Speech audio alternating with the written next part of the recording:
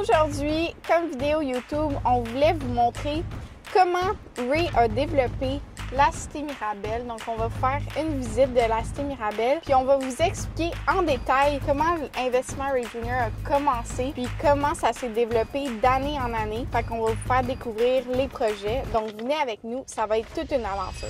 Père, oui. Comment on a commencé la Cité Mirabel? Ben, ça a commencé qu'on faisait un projet à Lorraine, puis un monsieur qui nous avait approché dans le fond parce que le projet il avait été arrêté en 2008, ça s'appelait Lac Mirabel. Puis là, ben il y avait beaucoup de travail qui s'avait fait de 2001 jusqu'en 2008. Puis finalement, les gens y avaient mis un hold sur le projet à cause de la crise économique aux États-Unis. Puis là, ben en 2011, il y a quelqu'un qui m'a approché par l'entremise d'un des employés de Morgan Stanley Bank à New York. Puis là, la personne croyait en moi. Puis là, elle me disait « Ah, j'ai un terrain pour toi, ça serait intéressant. » Mais dans le fond, Morgan Stanley, c'était quoi eux qui faisaient exactement? Ben eux voulaient faire un centre écrio-touristique, mais presque pas d'habitation. C'était vraiment piste de karting extérieur, terrain de football, terrain de baseball, un gros Bass Pro où ce qu'ils vendent qui vendent de l'équipement de pêche, de chasse, puis il y avait un lac dans le centre, c'est pour ça qu'ils appelaient ça Lac Mirabel. OK, je comprends. Ils créaient un lac pour que les gens qui vont au magasin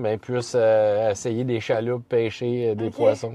Donc, si je comprends bien, la banque Morgan Stanley voulait développer ce projet-là. Donc, ça, c'était leur projet pour 2008. Puis là, il y a eu le crash économique aux États-Unis. Puis là, ils se sont retournés parce qu'ils ont vu que, par exemple, c'était peut-être difficile financièrement. Puis là, ils ont juste arrêté leur projet. Ça a été quoi les prochaines étapes? Ben de 2008 à 2011, ça n'a absolument rien passé. Le site, il était comme juste laissé en stand-by. Puis là, ben, c'est là qu'en 2011, il y a quelqu'un qui a visité les projets qu'on faisait à Lorraine. Puis il a rencontré Annie. Puis là, il a dit à Annie, j'ai peut-être un terrain pour Ray. Ça serait sûrement intéressant pour lui. Puis là, quand j'étais arrivé le soir, ben là, Annie, elle m'a parlé qu'elle avait rencontré le monsieur. Puis là, il y avait un méga terrain. Il voulait me rencontrer, mais j'avais aucune idée c'était quoi ce terrain. OK. Fait que c'était un inconnu totalement qui t'offrait un terrain de combien de pieds carrés? Au total, au départ, c'était 15 millions de pieds carrés.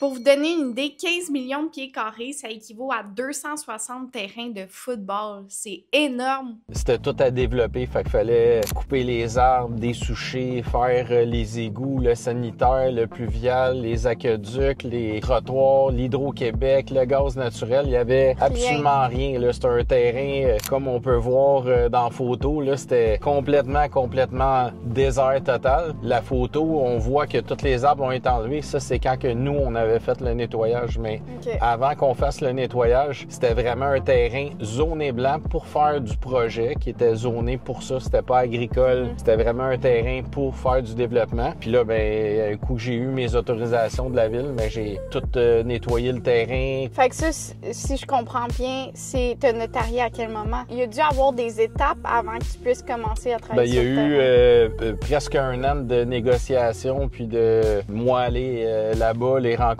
à New York. Ça, c'était comment? Veux-tu nous le raconter? Ben moi, je parle pas vraiment bien anglais, fait que là, on rencontrait des gens aux États-Unis à la banque Morgan Stanley, puis aussi le monsieur qui était partenaire avec la banque Sheldon Gordon. On est allé chez eux, puis là, il y avait des gens du Québec qui venaient avec nous, qui parlaient anglais, puis ils s'occupaient de la traduction, puis la communication pour que tout se passe bien. Puis là, un coup, je suis allé aux États-Unis, après ça, à New York, je suis revenu ici, puis là, j'ai commencé à magasiner les institutions financières pour avoir du financement. Il n'y a aucune banque au Québec qui voulait financer le projet parce qu'ils disaient que c'était un éléphant blanc de la banque Morgan Stanley à New York, puis qu'ils ne croyaient pas au projet, puis que ça avait aucun sens qu'est-ce que je voulais faire, puis c'était trop gros, puis tout ça. Ça a été ton premier défi parmi tant d'autres. Exact. Puis comment tu as réussi à après avoir fait toutes ces banques-là, parce que j'ai fait vraiment toutes les banques à Chambre du Québec, j'ai rencontré, ils venaient visiter le site, je leur faisais faire le tour, puis il y en a beaucoup qui me rappelaient même pas, ou ils me rappelaient puis ils me disaient ben on n'a pas d'intérêt, c'est pas dans notre vision de la banque, puis là c'est trop à risque, fait que nous on n'embarque pas là-dedans. Puis finalement ben j'avais pas de financement, je suis retourné à New York, j'étais allé leur expliquer que ça fonctionnait pas, puis là force de les rencontrer, ben j'ai développé un lien de confiance avec eux, puis là ben ils m'ont dit ben nous on croit en toi, ils m'ont demandé comment j'étais capable de mettre de mise de fonds, fait que là c'est là que j'ai commencé à vendre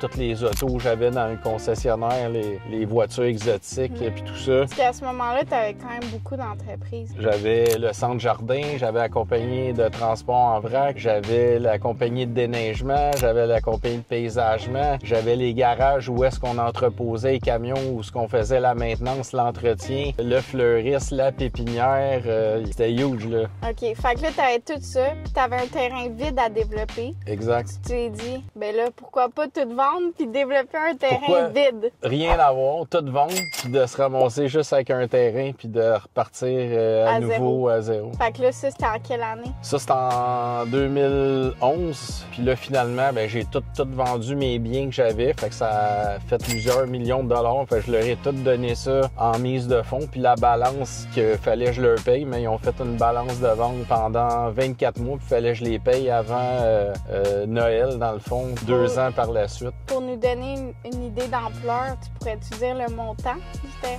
Non? Ben, dans le fond, eux, quand ils ont travaillé sur le terrain jusqu'en 2011, ils étaient rendus à, je pense, c'était 165 millions d'investis avec...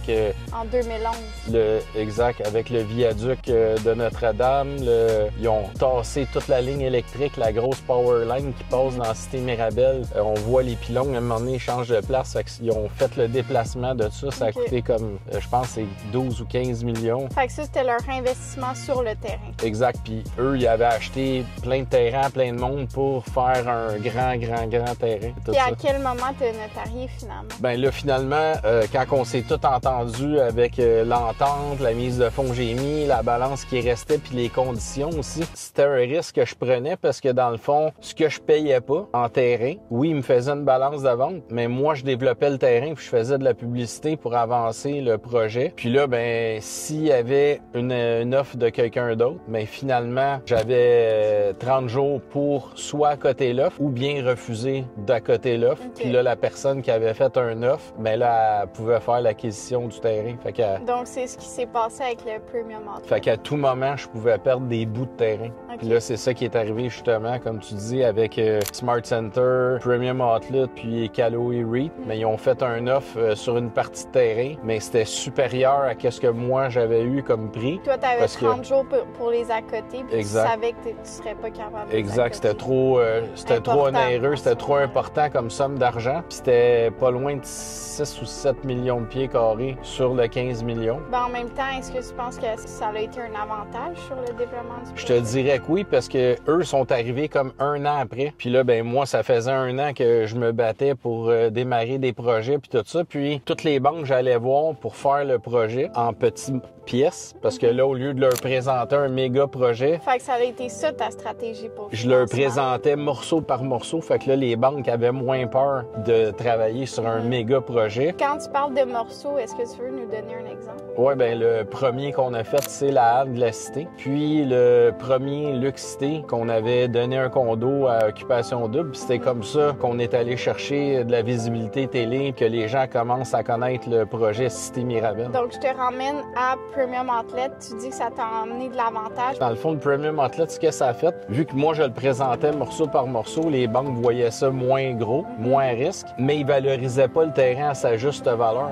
Okay. Mais le fait que Premium Outlet, ils ont fait un offre plus haute que moi, puis que là, il y avait quelqu'un qui achetait du terrain à une plus grande valeur, mais moi, ça m'a aidé parce que tout ce qui me restait, ça lui a donné de la crédibilité puis de la valeur. Puis là, après ça, ben les banques, ils croyaient plus. Puis eux sont arrivés en 2014. Puis moi, j'ai notarié en 2012. Donc, en 2012, tu as finalement notarié le terrain. Le 12 décembre 2012, exact. Wow. Après, 2 ans plus tard, c'est là où les Premium Outlets sont arrivés. Oui, eux autres sont arrivés autour de 2014. Puis, entre 2012 puis 2014, veux-tu nous montrer qu'est-ce que tu as développé? Ben oui, on va aller voir ça. OK, on y va. Donc, ça a été quoi, le premier projet que tu as développé? Ben comme je disais tantôt, la première chose, ça a été le Luxe Cité. Il fallait avoir un endroit où que les gens pouvaient aller se ravitailler autant en essence qu'en nourriture. Puis un dépanneur, il n'y avait rien. Là, on avait un site complètement désert, vacant, vide. On n'avait même pas de rue, puis on avait commencé à construire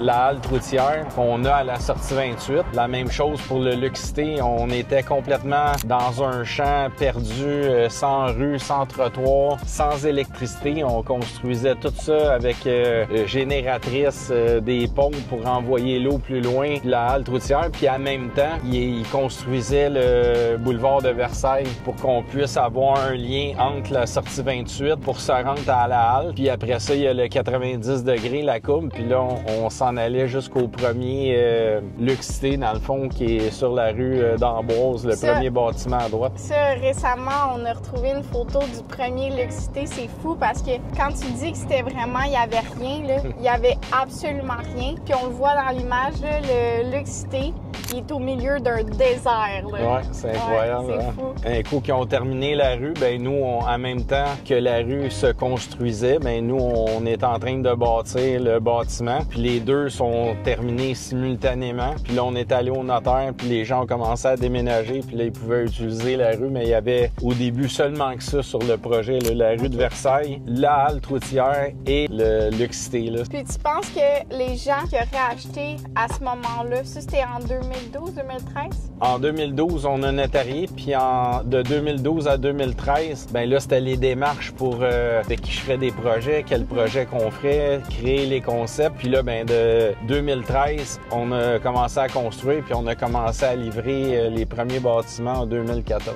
Donc, les gens qui auraient acheté leur condo à Luxité en 2014, puis qui vendraient aujourd'hui, tu penses qu'ils feraient combien? En moyenne, je crois que les gens font autour de 250 000 à 350 000 de profit, même plus pour certains. Pour un condo? Pour un condo, oui. Au début, on vendait ça comme 250 000 taxes incluses. Mettons, en date d'aujourd'hui, ça ferait environ... Ben là, les mêmes condos se vendent 5,50, 6,50. 250 000 de valeur. À 350 000 même. Oui, à 350 000 en 10 ans. Donc là, on vient d'arriver au premier projet que tu as développé dans la cité Mirabel. C'est la halte de la cité. Fait que tu veux qu'on sorte dehors puis que je t'explique ça un peu? Oui, exact. On va faire ça. Cité Mirabel, c'est la vision de Ray qui prend vie et qui grandit chaque jour. Dans la prochaine vidéo, on vous dévoile les projets qui ont vu le jour et ceux qui redéfiniront l'avenir de Cité Mirabel. Posez vos questions en commentaire et surtout, abonnez-vous à notre chaîne YouTube pour ne rien manquer.